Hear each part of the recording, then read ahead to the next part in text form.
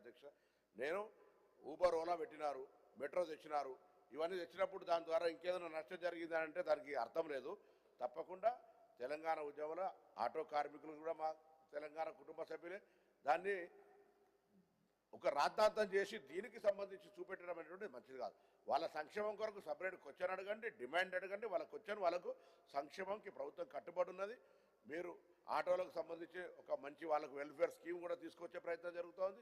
Definitely auto కార్మికులు కూడా తెలంగాణకు సంబంధించి, కానీ ఆటోలు ఎక్కించి ఎన్నడూ ఆటో కూడా చూడని వాళ్ళు ఆటోలో ఎక్కించి దీన్ని పొలిటికలైజ్ చేయడం అనేటువంటిది మంచిది కాదని మీ ద్వారా వాళ్ళకు తెలియజేస్తాను.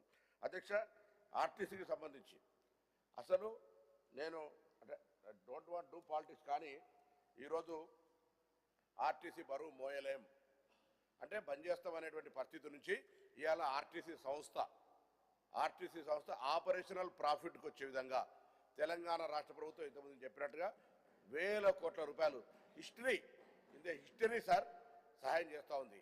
మహిళలకు ఉచితంగా ప్రయాణం చేసి ఆ రియంబర్స్మెంట్ వీళ్ళు అడుగుతున్నారు, నెలకు 300 కోట్లు ఇస్తారో 400 కోట్లు ఇస్తారో అంటే బల్క్ ట్రావెలింగ్లా మనం కూడా ఎక్కడన్నా ఒక 1000 కొంటామంటే ఒకటి కొనడానికి 1000 కొనడానికి రేటు తేడా ఉంటుంది. అది కూడా తెలియక వాళ్ళు ఏది పడితే అది మాట్లాడే పరిస్థితి జరుగుతుంది. ఇవాళ 1132 ఉదాహరణకు ఇన్ఫ్రాస్ట్రక్చర్ పరంగా కానీ లేదా ఉద్యోగ సంక్షేమం కొరకు చూసుకుంటే సార్, ఈరోజు గతంలో వీళ్ళు సిసిఎస్కు 664 కోట్ల బకాయిలు, ఆఖరికి వాళ్ళ కోఆపరేటివ్ సెస్ పైసలు కూడా బాకీ చేసినటువంటి పరిస్థితి సార్. దాన్ని 664 నుంచి 360 కోట్లకు తగ్గించడం ఇవ్వాలి. అదేవిధంగా 100 కోట్ల రూపాయలతో అన్ని బస్ స్టేషన్లలో మౌలిక సదుపాయాలు కలిగజేసినాం. ఏటూరు నాగరం, పెద్దపల్లి దగ్గర లాంటి జిల్లా కేంద్రాలకు సంబంధించి బస్ డిపోలు కొత్త ఇచ్చినాం. 20 ఏళ్ళ బస్ డిపోలు ఇక 3038 పోస్టులను కొత్తగా క్రియేట్ చేసినాం సార్. ఒక ఉద్యోగం ఇవ్వలే 10 ఏళ్ళలా, ఒక్క కొత్త బస్సు కొనలే. ఇవాళ 2708 బస్సులు కొన్నాం. పెద్దలు సత్యం గారు చెప్పినట్టుగా ఇవాళ కూడా నేను గౌరవ సభ్యులకు, మీరు ఇటు శాసన మండలి కానీ శాసనసభ్యులు కానీ ఇంకే ప్రజాప్రతినిధులు కానీ కొత్త రూట్ కనెక్టివిటీ మా ఊరికి బస్సు వస్తలేదని చెప్తే తప్పకుండా వీలైనంత తొందరలో మీరు బస్సు వేయమంటారు. బస్సులో ఎవరు ఎక్కకుండా పూర్తిగా కనీసం మినిమం రెవెన్యూ అట్లీస్ట్ 50% ఆక్యుపెన్సీ లేకపోతే బస్సు నడపడం ఇదే చారిటీ కాదు. కాబట్టి కొంత ఆక్యుపెన్సీ మీరు అక్కడ మరి మళ్ళీ మీరు బస్సు వేయగానే ఆ ఊరోళ్ళు అందరూ వచ్చి మరి పెద్దలు ఎల్రమణ గారిని ఎవరినో కలిసి మా దగ్గర ఆటో గిరాకీ పడిపోయిందంటే నేనేం చేయలేను సార్. బస్సు కావాలి, ఆటో గిరాకీ ఉండాలంటే మరి ఈ రెండు కూడా సైమల్టేనియస్గా కలవి. కాబట్టి అందుకు సంబంధించిన ఇష్యూ లోపల కూడా మరి సందర్భంగా కోరుతా ఉన్నాను. అదేవిధంగా మొదటిసారి మహిళలు ఉచితంగా ప్రయాణమే కాదు అధ్యక్ష, 600 బస్సులను మహిళలకు యజమానులను చేసి ఈఎంఐ ఓంగా నెలకు 70,000 రూపాయలు వాళ్ళకి మహిళా సంఘాలకు ఇస్తారు. ఎప్పుడైనా ఇటువంటి ఆలోచన అధ్యక్ష ఈసారి ప్రభుత్వం మొదటిసారిగా తీసుకోండి. అంతేకాదు ఆర్టీసీ ఉద్యోగుల సంక్షేమం సంబంధించి చాలా నిర్ణయాలు తీసుకుంది అధ్యక్ష. 1132 కారు నియామకాలు ఇచ్చింది. 17 కోట్ల రూపాయలతోటి తార్నాక హాస్పిటల్ వాళ్ళ ఎంప్లాయ్మెంట్ వాళ్ళ ప్లీజ్ కేసులు సార్ అధ్యక్ష. తర్వాత 2017 21% ఫిట్మెంట్ సవరించి ఆ పేమెంట్స్ అన్ని కూడా చేస్తా ఉన్నాం. ఒక 2024-25 సంబంధించినటువంటి డిఏ కూడా ఉంది అధ్యక్ష.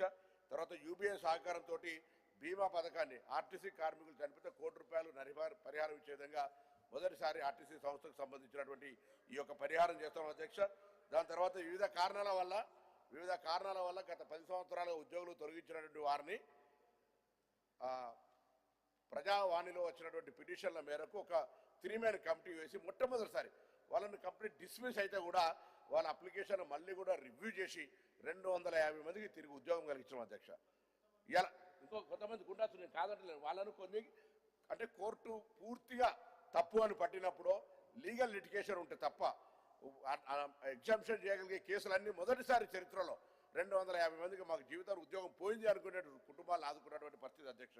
అంతేకాదు ఈరోజు 1355 కోట్ల పిఎఫ్ బకాయిలుంటే 640 కోట్లకు తగ్గించడం అధ్యక్ష. ఇది మామూలు వీళ్ళన్నీ కూడా అప్పులు, బకాయిలు, బస్సులు ఒకటి కొత్తది కొనుగోలు చేసి ఇవన్నీ చేసి ఇవాళ మన కొత్త నినాదం మహిళలకు ఉచితంగా నడుస్తుంటే బర్దాష్కి బహార్తోటి ఆటోలకు సంబంధించి నినాదం ఎత్తుకొని దీన్ని క్రిటిసైజ్ చేసే ప్రయత్నం చేస్తారు. ఇది మహిళలకు సంబంధించి ఒక గొప్ప స్కీము. తప్పకుండా దీనితో ఒక సాధికారికత వచ్చింది. వాళ్లకు సంబంధించినటువంటి అవ్వగారింటికి పోవాలన్నా, అత్తగారింటికి పోవాలన్నా, గుడికి పోవాలన్నా, బడికి పోవాలన్నా, దవాఖానకు పోవాలన్నా, ఎక్కడికి పోవాలన్నా ఇలా సెల్ఫ్ సస్టైనబిలిటీ వస్తుంది. తప్పకుండా అవును బస్సులో ప్రయాణం చేసే సందర్భంలో కూడా ఎవరైనా వాళ్ళు దానికి ఉండేటువంటి పరిస్థితి ఇబ్బంది వస్తున్నట్టు కాదు. దాని తర్వాత ఈరోజు మరి ఆర్పిఎస్ బాండ్లకు సంబంధించి కూడా 280 కోట్లు బరువు పడితే వీళ్ళు మాట ఇచ్చి బాండ్లు ఇచ్చేసిపోతే కూడా పేమెంట్ చేసాం అధ్యక్ష. అందుకే ఆర్టీసీ కొత్త నియామకాలు, కొత్త బస్సులు, కొత్త రూట్లు, మహిళలకు సాధికారికత, అన్ని రకాల సంక్షేమంతో ముందుకు పోయేటువంటి ప్రయత్నం చేస్తోంది. దీనికి దయచేసి అందరూ కూడా ఆర్టీసీ సంస్థలు అయ్యాల నిరంతరం వాళ్ళకు కొద్దిగా వర్క్ స్టేన్ అవుతున్నా కూడా కండక్టర్ల డ్రైవర్ల కృషిని మనం అందరం కూడా హృదయపూర్వకంగా ఈ సభ అప్రిషియేట్ చేయాలని కూడా మీ ద్వారా నేను కోరుతాను. వారికి ఒక ప్రశంసను దయచేసి చైర్మన్గా మీరు ఒక రిమార్క్స్ ఇచ్చి వాళ్ళను 40,000 మంది పైన ఉద్యోగస్తులు ఇలా పొద్దుస్తామని కష్టపడి ఆర్టీసీ కార్మికులకు డ్రైవర్లు ఇన్ని లక్షల మంది రోజు దాదాపు 60 లక్షల మందిని life line Telangana common man life line ఇది. అటువంటి వాళ్ళని అప్రిషియేట్ చేయాలని కూడా ఈ సందర్భంగా కోరుతూ మీకు ధన్యవాదాలు తెలియజేస్తాను అధ్యక్ష. Question number 4682 Naveen Kumar. అధ్యక్ష ప్రశ్న వేస్తిని. Honourable minister. సార్ ప్రశ్న 4682 జవాబు జిల్లా ప్రధాన కార్యస్థానాల్లో ఒక్కొక్కటి చొప్పున 37 ఆటోమేటిక్ టెస్టింగ్ స్టేషన్ల ఏటీఎస్ ఏర్పాటు చేయాలని ప్రతిపాదించడమైంది. 30వ తారీఖు 9వ నెల 2024 తేదీ గల టీఆర్&బి శాఖ జిఓఎంఎస్ నెంబర్ 28 ద్వారా పరిపాలక అనుమతిని కూడా ఇవ్వడమైంది. ఈ ఏటీఎస్ల ఏర్పాటు ప్రక్రియ ప్రస్తుతం తుది దశలో ఉంది. ఇప్పటి వరకు ఏటీఎస్ ఏర్పాటు కాలేదు. ప్రభుత్వం వీటిని పూర్తిగా ప్రభుత్వ యాజమాన్యంలోని ఏర్పాటు చేయాలని నిర్ణయించింది. ఇందులో ఎటువంటి ప్రైవేటు యాజమాన్యం ఉండదు. బి 2024-25 ఆర్థిక సంవత్సరంలో పాత వాహనాలపై గ్రీన్ ట్యాక్స్ రూపాయలు 68.11 కోట్లు మరియు 2025-26 ఆర్థిక సంవత్సరంలో ఫిబ్రవరి వరకు 71.14 కోట్లు గ్రీన్ ట్యాక్స్ ద్వారా వచ్చిన నిధులను ఈ శాఖ నేరుగా ఉపయోగించినప్పటికీ పర్యావరణ పరిరక్షణ కోసం ఎలక్ట్రిక్ వాహనాలకు సంబంధించి 100% పన్ను మినహాయింపు ఇవ్వడము, అనేక పలు పర్యావరణానికి సంబంధించిన కార్యక్రమాలను చేపట్టడమైంది. జవాబు సి ప్రభుత్వం స్క్రాపేజ్ పాలసీని తీసుకొచ్చింది, విజయవంతంగా అమలు చేస్తూ ఉంది.